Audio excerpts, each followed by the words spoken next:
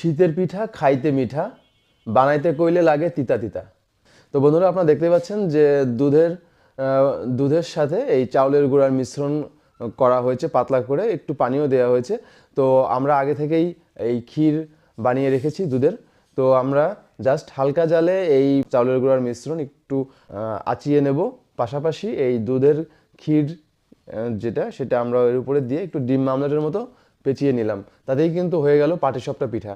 আর গ্রামীণ মায়েরা যেটা করতো সেটা হচ্ছে যে নারিকেলের কুড়ানি, গুড় প্লাস দুধ, এইটা মিশ্রণ করে আসলে ওনারা জ্বালাতো। এই ক্ষীরটা একরকম টেস্ট আর ওইটার টেস্ট আর এক রকম। তো আমি বলতে চাচ্ছি যে এই পিঠা বানানো খুবই সহজ বিষয়।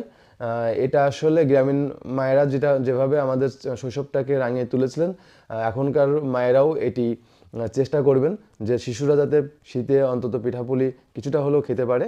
তো সেজন্যই আজকের এই ভিডিওটি। ধন্যবাদ।